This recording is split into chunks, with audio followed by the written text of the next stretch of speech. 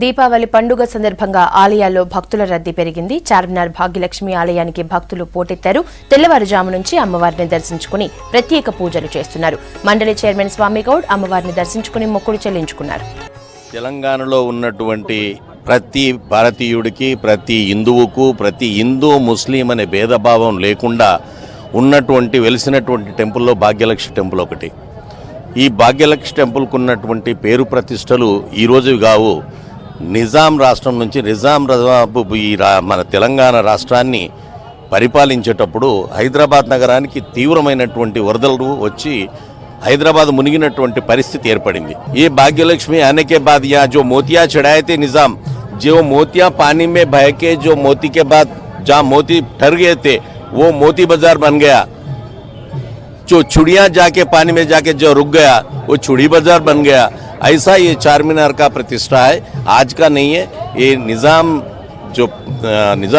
7th निजाम से जो है आज तक ये भाग्यलक्ष्मी का प्रतिष्ठा रहा. हिंदू मुस्लिम का एकता के लिए उस दिन से आज तक वही काम चलता रहा.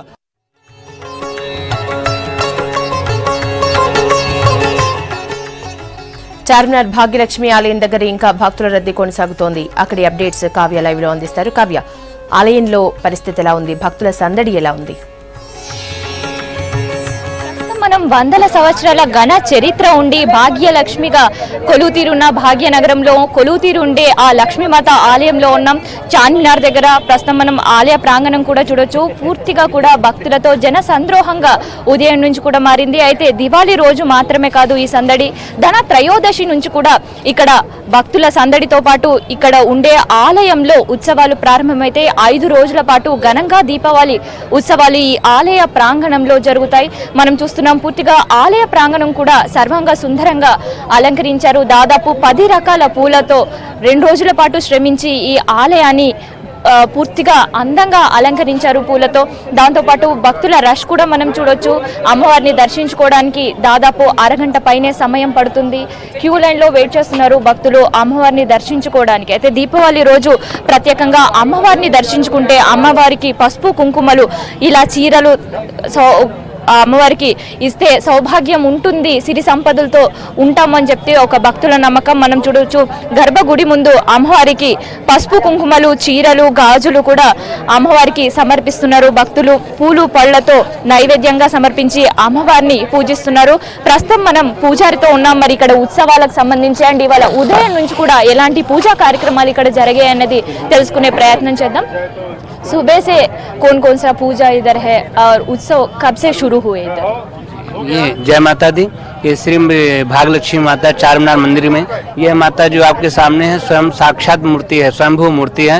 यह पुरातन बहुत ही पुराना प्राचीन मंदिर है और यहाँ पर बहुत पहले से ही जब से मतलब जहाँ माता जी यहाँ पर स्वयंभू प्रकट हुए माता जी, तब से यहाँ पर सभी लोग भक्त आकर के अपनी आस्था और विश्वास के साथ जो भी भक्तों की कामना है अपनी कामना लेके आते हैं, उनकी पूर्ति होती है. और विशेष करके ये शुभ दीपावली में 5 दिन की जो पूजा होती है उसमें भाई दूज तक पूजा होती है. धनतेरस के दिन बड़ी पूजा रहती और माता का सुबह अभिषेक होता, कुमकुम अर्चना होती और सुंदर माता का अलंकार है. नए नए रूप से माता का अलंकार करते हैं हम लोग और सभी लोग, और यहाँ पर जितने भक्त आते हैं सब लोग दर्शन करके जाते हैं. विशेष करके जो माता का यहाँ पर जो भक्त लोग शुभ दीपावली के दिन यहाँ पर जो माता का खजाना दिया जाता है उसे प्राप्त करने के लिए दूर दूर से लोग आते हैं और अपने यहाँ से माता का खजाना प्राप्त करके सब लोग जा करके अपने घर में सुखपूर्वक रहते हैं और उनकी जो भी कामना है और उनके घर में जो लक्ष्मी है तो उनको स्थिर रूप से प्राप्त होती है. लक्ष्मी नहीं उनके साधारण दिनों से मध्याह्न के टाइम मंदिर जो क्लोज करते आज कैसे होते? नहीं मतलब ये हमारा मंदिर जब एक बार सुबह 5 बजे खुलता है और रात में 10 बजे बंद होता है. फ्राइडे के दिन सुबह 4 बजे खुलता है तो रात को 12 बजे बंद होता है. जबकि मतलब जो है डेली सुबह 7 बजे और शाम में 7 बजे आरती होती है. पर जो शुक्रवार के दिन होती है पूजा लक्ष्मी जी का दिन है, उस दिन सुबह 7 बजे फिर 9 बजे फिर 12 बजे आरती होती है, फिर शाम में 7 बजे, 9 बजे और 11 बजे आरती होती है। सभी भक्त आकर के वहाँ पे आरती के लिए विशेष करके आते हैं।